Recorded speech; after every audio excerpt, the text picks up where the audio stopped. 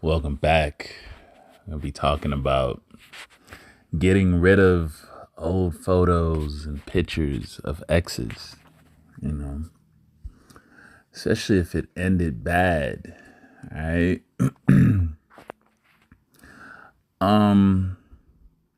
Sometimes, you have that notion to, want to hold on to things, especially if you're the sentimental type. You'll want to, you'll put it up for a while. You'll say, I won't look at it. And you'll put it in. Most of us are in a digital age where we have the everything's on the phone, and you'll put it in that little vault. They have like little safe vaults you can put pictures in and stuff like that, so that it's not in the main gallery of your device or on your computer, whatever. That may be fine and dandy, but eventually you're going to go look at them again.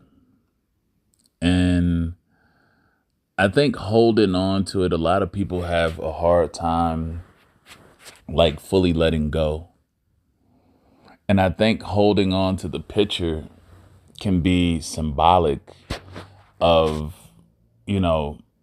having some remnants of hope, or, I want to be careful when I say this because I don't want to make it seem like, y'all reminiscing like how Mary J was saying in that song. But some people do. Some people still wish that things would have went differently, and they they think about the moments that they shared with each other,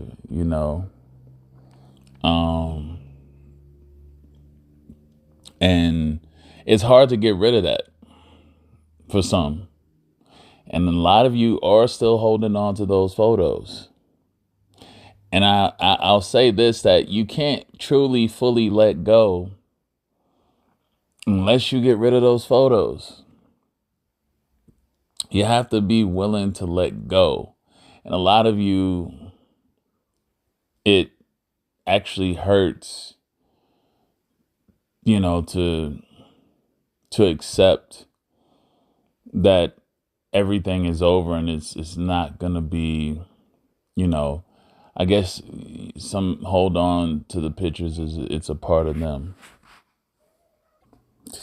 And that's just not a good thing, because when you're trying to heal and move on,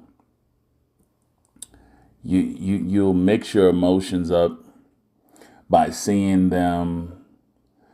Part of your emotions will be angry, ashamed when you look at them.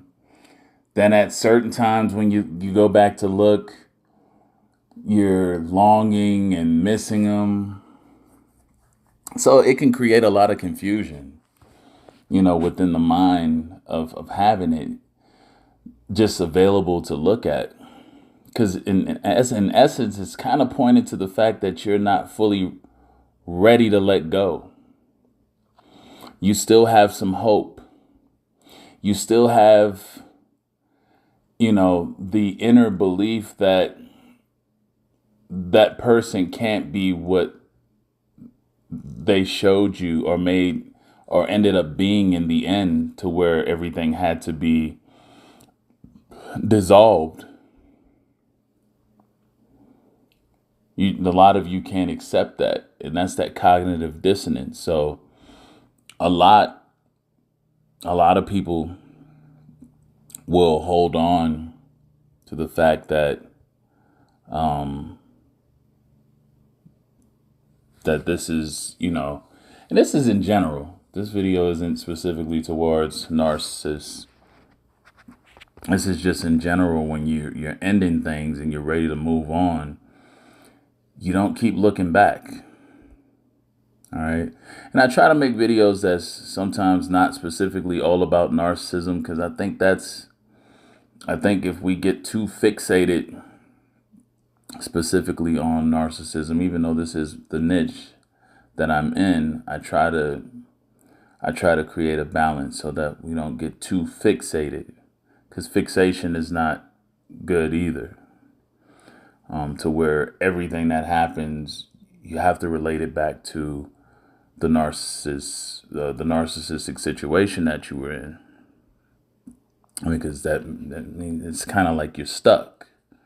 We don't want to be stuck. We want to undo that. So we want to mix in and give different perspectives from a range and a variety of different situations. But in this situation, if it's just an ex or whatever, and you're just trying to move on from whatever, you have to be willing to put it behind. How many of you remember, if you read the Bible, the story about Lot and his wife, when they were given orders to leave the town of Sodom and Gomorrah, and the orders was to not look back. Don't look back once you've left or leaving. You know, her looking back was because she was internally missing or going to miss or regretting the destruction of what she believed to be good for her.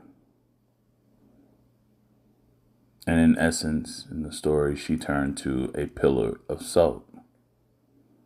So she died with the burning city. Symbolism, but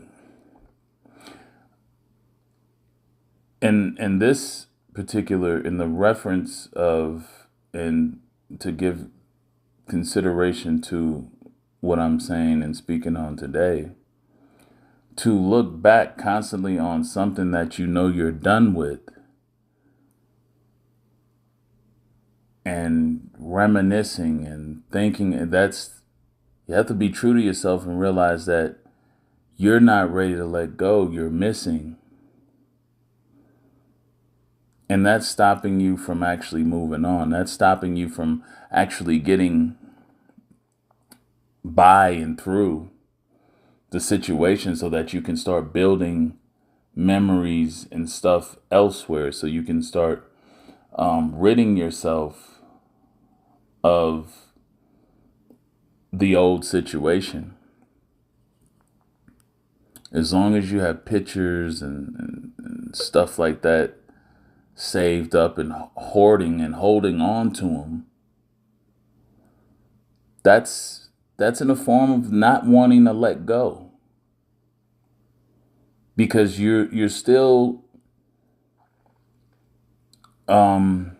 indicating that you're possessive of that person. You're still possessive of them, and you're wanting to possess them. You can't possess them physically, but you can possess the image of them. Now, get rid of the pictures. Get rid of all of the pictures and get rid of all the belongings. Even some of you hold on to certain presents and gifts that they gave you. I got my opinion about that, but I would say, based on however you're able to cope with it, how much it means to you, the value and all that stuff, decide accordingly what you want to do with it. But ultimately things hold,